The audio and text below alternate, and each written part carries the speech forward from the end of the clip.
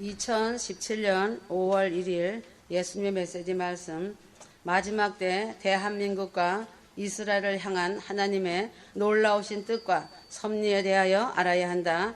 또한 대한민국과 이스라엘의 놀라운 관계를 알면 형제나라이라는 것을 알게 된다.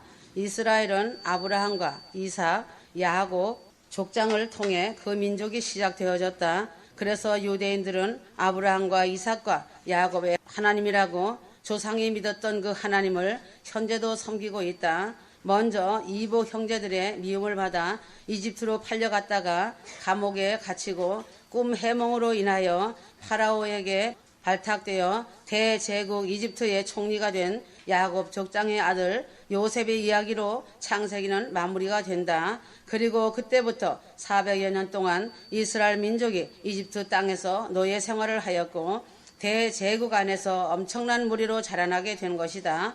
성인 남자 60여만 명, 전체 인구 약 200만 명 예상되었다.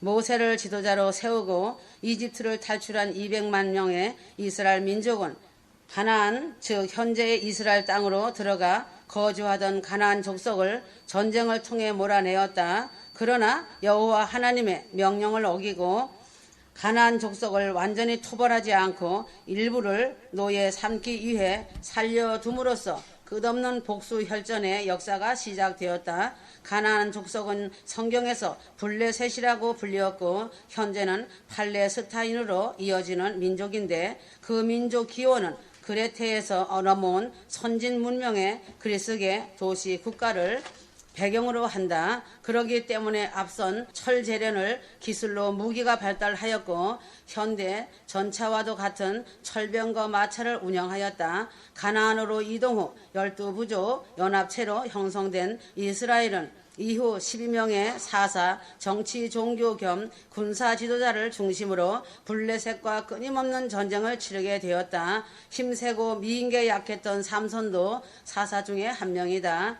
어느 날 강력한 블레셋 군대에 지쳐버린 이스라엘 백성들이 하나님께 전제군주 왕을 요구하게 된다. 그래서 초대 왕으로 사울이 선택되어지고 12부족 연합체였던 이스라엘의 왕정시대가 시작된다. 이후 돌팔매로 가나안에 골리앗을 한 방에 보낸 목동 다윗이 우여곡절 끝에 2대 왕으로 등극하게 되고 그 아들 솔로몬이 3대 왕이 된다. 이때가 이스라엘의 최전 성기였는데 이때는 주변 국가들로부터 많은 조공을 받고 유럽과 아시아, 아프리카의 통상을 제어하는 패권 국가가 되었다. 그러나 솔로몬의 사후 이스라엘은 북왕조 이스라엘 10개 부족과 남왕조 유다 2개 부족으로 분열되어 결국 막강했던 힘을 잃어버리게 되었다. 북왕조 이스라엘에는 거의 하나님 보시기에 악한 왕들이 주로 통치하였던 반면 남왕조 유다는 일부 왕들이 하나님 중심의 국가 운영을 함으로써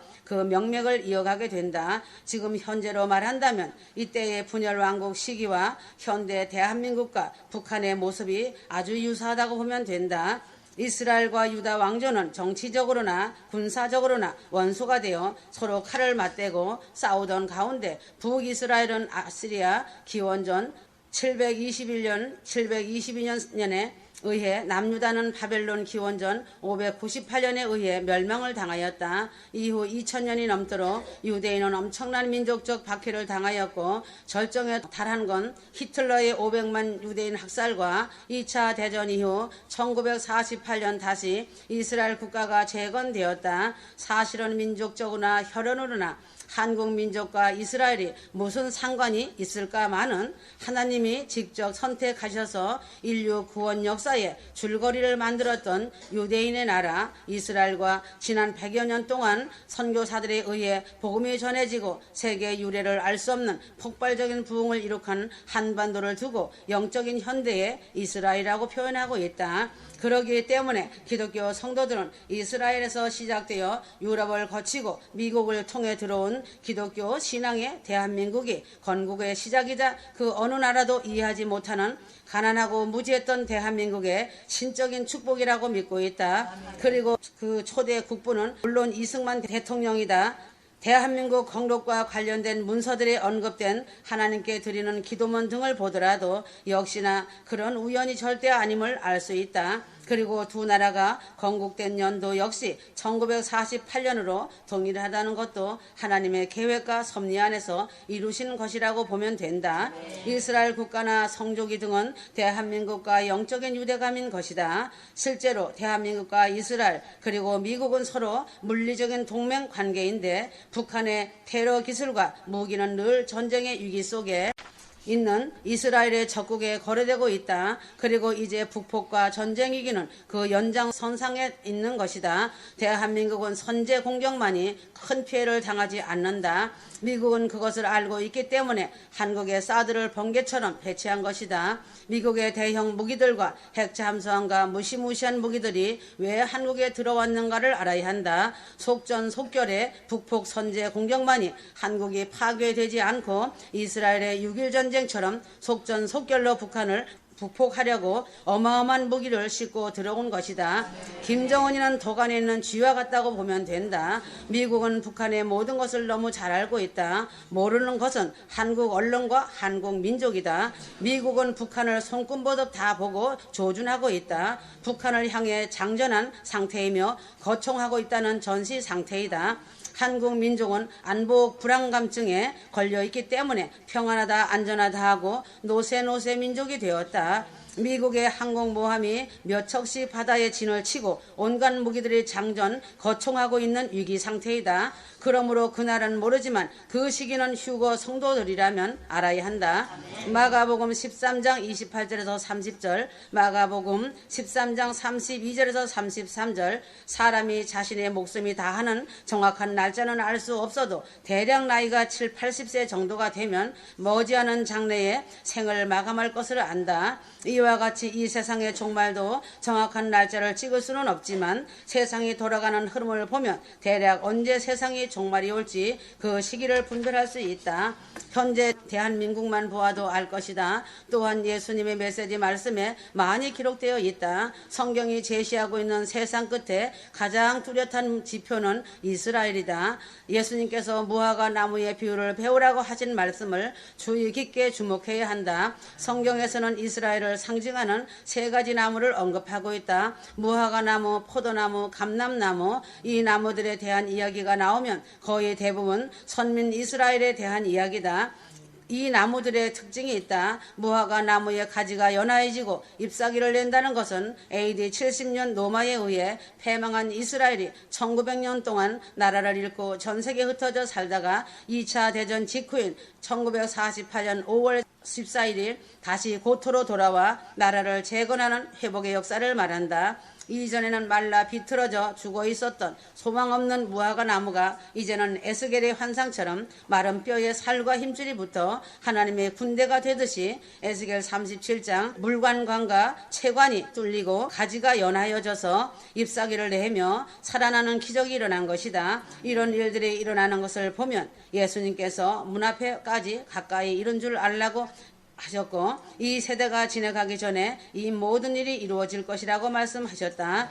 에스겔 37장 21절에서 22절 그들에게 이르기를 주 여호와의 말씀에 내가 이스라엘 자손을 그 간바 열국에서 취하여 그 사면에서 모아서 그 고토로 돌아오게 하고 그 땅 이스라엘 모든 산에서 그들로 한 나라를 이루어서 한 임금이 모두 다스리게 하리니 그들이 다시는 두 민족이 되지 아니하며 두 나라로 나누이지 아니할지라. 이스라엘의 회복은 이미 주전 수백 년 전에 에스겔 선지자를 통해 예언이 되었다는 것이다. 그리고 이스라엘을 중심으로 천하 만국이 이스라엘을 치려고 모여드는 에스겔 전쟁, 에스겔 38장 39장에 예언이 매우 디테일하게 성취되어 가고 있다. 터키 쿠데타 사건, 반이스라엘 감정 고조 등이다. 마태복음 16장 3절 아침에 하늘이 붉고 흐리면 오늘은 날이 굳겠다 하나니 너희가 천기는 분별할 줄 알면서 시대의 표적은 분별할 수 없느냐. 예수님께서 탄식하시며 하시는 말씀 중에 천기는 분별하면서 시대의 표적은 분별하지 못하느냐고 말씀하셨다. 지금은 주변에 돌아가는 세계 정세와 때와 한국의 70년 이방인의 한일회가 끝났으며 38선의 철책도 무너지려고 하고 있는 때다. 마지막 때의 흐름을 읽으며 깨어 시기를 분별해야 할 때이다. 하지만 더 중요한 것은 그렇게 시기를 분별하는 삶의 결과로서 공중휴거 재림을 소망하며 거룩한 삶, 영혼 구원의 삶과 주님과의 친밀한 동행의 삶이 열매로 나타나야 한다. 만약에 이러한 삶의 열매가 없이 시기를 분별하는 지식만 늘어간다면 3000% 빠지는 것이다. 시기를 분별하는 것이 10%라면 신부 단장은 90%가 되어야 한다. 그날은 모르지만 그 시기는 알아야 하며 그 시기를 안다면 반드시 영적인 각성이 일어나야 하며 그 결과로 세상의 것들을 내려놓고 오직 다시 만날 주님 앞에 흠없는 신부의 향기나는 거룩한 아름다움을 입어야 한다. 휴거 신부들은 영원한 예루살렘성에 자신의 모든 것을 투자하며 순종으로 충성해야 한다. 그러므로 흠없고 순전한 하나님의 말씀으로 가득 채우는 삶이 되어야 한다. 때가 임박하니 마지막 사력을 다해 마음을 다해야 한다. 세상은 거대한 어둠의 그림자가 몰려오고 있다. 정신 차리고 깨어 있어야 한다. 이스라엘을 향하신 하나님의 큰 계획이 있으시다. 이 말씀의 배경은 7년 흉년 때 중간 시점이다. 정확하게 말하자면 2년이 지나고 있을 때 즈음이다. 창세기 45장의 말씀은 예수님을 예표하고 있는 요셉과 이스라엘 민족을 예표하고 있는 야곱 및 그의 아들들이 만나 극적으로 서로를 알아보고 화해하며 회복하는 장면을 그리고 있다. 구구절절 7년 환란 때 이스라엘의 회복 과정을 상세하고 그리고 있는 오늘 이 말씀을 한 절 한 절 가슴에 새기며 하나님의 음성에 귀 기울여야 한다. 첫 번째는 예수님이 이스라엘에게 자신을 나타내셨다는 것이다. 창세기 45장 1절 요셉이 시종하는 자들 앞에서 그 정을 억제하지 못하여 소리 질러 모든 사람을 자기에게서 물러가라 하고 그 형제에게 자기를 알리니 때에 그와 함께 한 자가 없었더라. 이스라엘을 향한 하나님의 마음은 타는 궁율에 마음이 봇물 터지듯 터져 버렸다. 요셉이 방성대곡을 하듯 하나님께서는 영적인 장자 이스라엘을 향하여 방성대곡 하셨다고 하셨다. 요셉이 자기를 형들에게 직접 알렸듯이 예수님께서도 당신 자신을 친히 이스라엘 백성들에게 직접 계시해 주시고 계시며 예수님을 믿는 메시아닉 주 유대인 크리스천들이 증거하고 있는 것이다. 두 번째는 예수님을 이방에 팔아넘긴 이스라엘 민족이다. 창세기 45장 4절 요셉이 형들에게 이르되 내가 내게 가까이 오소서. 그들이 가까이 가니 가로되 나는 당신들의 아우 요셉이니 당신들이 애굽의 판자라. 형들이 요셉을 이방 땅에 은전 20에 팔아넘겼듯이 예수님은 유대인들의 손에 은전 30에 팔렸다. 이스라엘은 예수님을 거부하고 이방 교회가 예수님을 받아들인 것이다. 세 번째는 7년 대환란 중간에 예수님이 메시아임을 깨달은 이스라엘, 이 땅에 2년 동안 흉년이 들었으니 아직 그 5년은 기경도 못하고 추수도 못할지라. 창세기 45장 6절 7년 흉년 기간에 2년이 지난 중간 시점에서 형들은 자기들이 팔아넘겨 생사를 알 수 없었던 동생 요셉이 이방 나라 애굽의 총리가 된 것을 깨닫게 된다. 이것은 마치 1900년 동안 예수 그리스도가 메시아임을 믿지 않고 살다가 마지막 7년 대환란 때 예수 그리스도를 제대로 만나게 될 이스라엘을 예표하는 것이다. 네 번째는 온 세상을 구원하시기 위해 교회의 머리가 되신 예수 그리스도. 창세기 45장 7절에서 8절 하나님의 큰 구원으로 당신들의 생명을 보존하고 당신들의 후손을 세상에 두시려고 나를 당신들 앞서 보내셨나니 그런즉 나를 이리로 보낸 자는 당신들이 아니요 하나님이시라. 하나님이 나로 바로의 아비를 삼으시며 그 온 집의 주를 삼으시며 애굽 온 땅의 치리자를 삼으셨나이다. 이스라엘이 만약 예수 그리스도를 메시아로 받아들였다면 AD 70년 예루살렘의 함락도 없었을 것이고 1900년 동안 전 세계에 흩어져 혹독하게 핍박을 받을 일도 없었을 것이며 곧 바로 예수 그리스도께서 다윗의 보좌에 앉아 통치하시는 천년왕국이 시작되었을 것이다. 그렇게 되면 이방인들은 구원의 기회가 전혀 주어지지 않은 채 죄로 인한 영원한 사망에 이르게 되었을 것이다. 하지만 하나님의 절대 주권 주권적인 섭리 가운데 복음은 이방인에게로 전달되었고 예수님은 이방 교회의 머리가 되셨다. 이제 영적인 장자 이스라엘이 회복되고 주의 품으로 돌아오는 일만 남은 것이다. 다섯 번째, 창세기 45장 11절, 흉년이 아직 5해가 있으니 내가 거기서 아버지를 복양하리이다. 아버지와 아버지의 가족과 아버지의 모든 소속이 결핍할까 하나이다 하더라. 하소서 앞서 언급했듯이 아직은 흉년의 때, 야곱의 환란의 때이다. 적그리스도가 판치는 개국일에 전무후무한 환란의 때이기 때문에 하나님의 강권적인 보호가 없다면 이스라엘은 살아남을 수 없는 상황이다. 앞으로 남은 대환란 흉년을 통과해야 하기에 하나님께서는 이스라엘을 특별한 방법으로 보호하신다. 마치 요셉이 그의 가족들의 필요를 생각하여 보호하듯이 말이다. 여섯 번째는 유대인 전도자들을 세워 이스라엘 전체를 돌아오게 하시는 것이다. 창세기 45장 13절에서 15절, 당신들은 나의 애굽에서의 영화와 당신들의 본 모든 것을 다 내 아버지께 고하고 속히 모시고 내려오소서 하며 자기 아우 베냐민의 목을 안고 우니 베냐민도 요셉의 목을 안고 우니라. 요셉이 또 형들과 입맞추며 안고 우니 형들이 그제야 요셉과 말하니라. 요셉을 먼저 알아보게 된 10아들들, 그들은 야곱의 집안에서 아웃사이더들이었다. 야곱의 사랑을 받지 못했던 레아와 첩들을 통해서 태어난 형들이었다. 그들은 같은 유대인이면서도 마음이 가난하고 상한 자들이었다. 그들은 요셉을 만나고 진정으로 회개하며 울었다.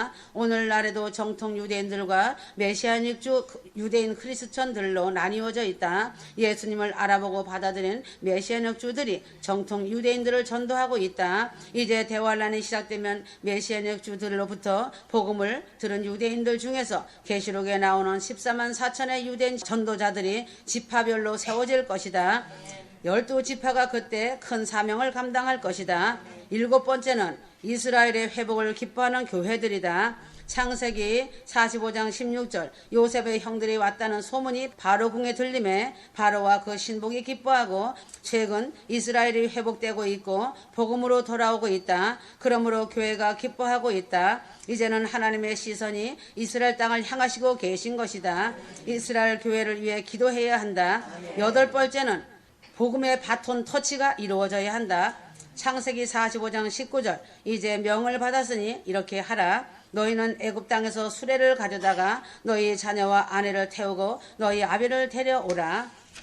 요셉은 형들에게 수레를 주면서 가나안 땅에 있는 아비 야곱과 그 자녀 및 아내들을 데려오라고 하였다. 이것은 마치 예수님께서 회심한 유대인들을 통하여 아직도 고집스럽게 유대교에 집착하고 있는 정통 유대인들 들이며 전도하라고 보내시는 것과 같다. 아홉 번째는 예수님을 메시아로 알아보고 민족적으로 회개하는 이스라엘이다. 창세기 45장 26절에서 27절, 고하여 가로되 요셉이 지금까지 살아있어 애굽 땅 총리가 되었더이다. 야곱이 그들을 믿지 아니하므로 기색하더니 그들이 또 요셉이 자기들에게 부탁한 모든 말로 그 아비에게 고하매 그 아비 야곱이 요셉의 자기를 태우려고 보낸 수레를 보고야 기운이 소생한지라. 야곱은 애굽에서 돌아온 아들들의 말을 처음엔 믿지 않았다. 요셉이 살아있다는 말에 기절을 할 정도로 놀란다. 그런데 요셉이 자기를 태우려고 보낸 수레를 보고서야 기운이 소생한다. 대환란 때에도 정통 유대인들에게 회심한 유대인들 중에 세워진 두 증인을 보내어 정통 이스라엘들의 마음을 돌이키실 것이다. 수많은 유대인들이 예수님을 알아보고 회개할 것이다. 수레는 복음을 예표한다. 유대인들은 복음의 수레에 실려 민족적으로 예수 그리스도께로 옮겨지게 될 것이다. 열 번째, 이스라엘과 예수 그리스도와의 만남이다. 창세기 45장에서 28절, 이스라엘이 가로되 조카도다. 내 아들 요셉이 지금까지 살았으니 내가 죽기 전에 가서 그를 보리라. 이제 드디어 야곱이 죽기 전에 그토록 마음에 품고 그리워했던 요셉을 만나게 될 것이다. 이스라엘이 그토록 혹독한 역사의 수레바퀴에 짓밟혀 온 세월 속에서 가슴에 사무치도록 기다려온 메시아를 만나게 될 것이다. 그분은 바로 예수 그리스도이심을 민족적으로 깨닫고 민족적으로 거듭나게 될 것이다. 사도 바울은 이 비밀에 대하여 로마서에 기록되어 있다. 이것을 교회가 모르기 원치 않아서 로마서 9장 11절에 매우 디테일하게 서술하고 있다. 하나님의 시간표인 이스라엘에 대해 관심을 알아야 함을 촉구하고 있다. 특히 마지막 때를 살고 있는 모든 교회들은 하나님의 시선이 향해 있는 이스라엘에 대하여 반드시 알고 깨달아야 한다. 로마서 11장 25절에서 27절, 이 말씀은 창세기 45장에 장황하게 서술한 내용 그대로 이스라엘과 이방인들이 어떻게 구원받게 되는지를 정확하게 결론짓고 있다. 다른 부연 설명이 필요 없을 정도로 명확하다. 지금은 이방인의 충만한 수가 들어온 시점이며 이제 이스라엘의 회복이 이루어지고 있다. 교회의 휴거 사건을 첫 추수로 시작하여 7년 대환란과 예수 그리스도의 지상재림이라는 일련의 사건이 순차적으로 진행될 것이다. 이제는 마지막 때에 급박한 시간이 왔으니 그 시나리오를 머릿속에 선명하게 담아 새겨 듣고 정결한 삶을 살아야 한다. 그래야만이 오늘 주님이 이리로 올라오라 하실 때에 활짝 웃는 신부가 될 것이다. 항상 기뻐하고 범사에 감사하며 휴거 복음에 합당한 삶을 살게 된다. 로마서 11장 33절, 깊도다 하나님의 지혜와 지식에 부요하며 그의 판단은 측량치 못할 것이며 그의 길은 찾지 못할 것이로다. 신부 단장은 그렇게 대단하고 거창한 것이 아니다. 고린도 후서 12장 20절에서 21절, 사도 바울이 세 번째 고린도 교회를 방문하고자 하였는데 방문에 앞서 그의 솔직한 심경을 털어놓았다. 고린도 교회를 방문했을 때 바울이 원했던 성도들의 모습이 보이지 않고 이전과 같이 다툼과 시기와 분냄과 당짓는 것과 중상함과 수군수군하는 것과 거만함과 어지러운 것이 남아 있었거나 더러움과 음란함과 호색함을 회개치 않고 여전히 죄 가운데 머물러 있지는 않을까 두려워했다. 이 말씀은 이 땅에 다시 오셔서 내 자신의 삶 속에서 주님께서 보기 원하시는 신부의 모습과 어긋난 모습으로 살아갈 것을 우려하시는 주님의 마음과 오버랩이 된다. 믿음과 실제 삶이 일치하지 않고 행함이 없는 죽은 믿음으로 살아가는 수많은 휴거 성도들을 향하여 들려주시는 마지막 신부 단장의 메시지와 같이 들린다. 신부 단장은 거창한 것이 아니라 지극히 평범한 일상의 삶 속에서 말씀대로 살아가는 순종의 삶이다. 유다서 1장 14절에서 15절, 에녹의 예언대로 마지막 끝날 예수님 재림하셔서 저울에 달아보시는 것은 모든 경건치 않은 일과 모든 경건치 않은 말을 인하여 정죄하신다고 하셨다. 인간의 일상은 날마다 반복되는 수많은 일과 말로 구성되어 있다. 골로새서 3장 23절, 무슨 일을 하든 주께 하듯 하고 사람에게 하지 않은 것. 마태복음 12장 36절 37절, 무슨 말을 하든 무익한 말을 하지 않고 덕을 세우는 말을 하는 것. 이렇게 일과 말이라는 평소 삶의 현장에서 부지런히 천국에서 삶을 연습하고 훈련하며 주님의 신부로서 합당한 삶을 준비해야 한다. 그래서 누누이 주님의 말씀하시는 것이 삶이 기도라고 하신 것이다. 삶의 소소하고 작은 영역들이 얼마나 보배롭고 소중한 것인지 알아야 한다. 지극히 작은 소자 하나, 지극히 작은 말 한마디, 날마다 반복되는 지극히 작은 일상들, 이 작고 작은 삶의 영역들 속에서 장차 거할 천국을 바라보며 자신의 일거수일투족을 주목하고 계신 신랑 되신 예수님의 사랑 넘치는 시선을 의식하며 그 앞에 즐거이 행하는 것이야말로 휴거 신부의 핵심임을 기억하고 마음 신비에 새겨라. 매일의 일상 속의 일들은 신부의 드레스를 깨끗이 세척하는 세제와도 같다. 매 순간 내 입에서 흘러나오는 말들 역시 두루마기를 깨끗이 빠는 빨래비누와도 같다. 자신의 입속에서 더러운 말이 흘러나오거나 일상의 일들 속에서 경외함 없는 태도로 일처리를 한다면 신부의 드레스는 더럽혀질 것이다. 왕의 신부답게 아주 작은 믿음에 디테일에 꼼꼼히 신경 써서 가장 사랑스러운 모습으로 다시 오실 만왕의 왕의 왕을 맞이하도록 두렵고 설레임으로 깨어 신부 단장하는 오늘이라는 시간을 살아야 한다. 굳이 불씨 가운데 여러 가지 모양으로 자신의 삶 속에 은밀히 찾아오시는 주님을 전심으로 섬기고 사랑하며 신실하고 서로 사랑하며 남을 나보다 더 사랑하는 신부들이 되어라. 예수 그리스도 신랑 되신 살아계신 주님은 신부들을 너무너무 사랑하고 있노라. 사랑하는 신부들아, 나의 애끓는 사랑을 알아다오. 사랑하고 또 사랑하노라. 아멘.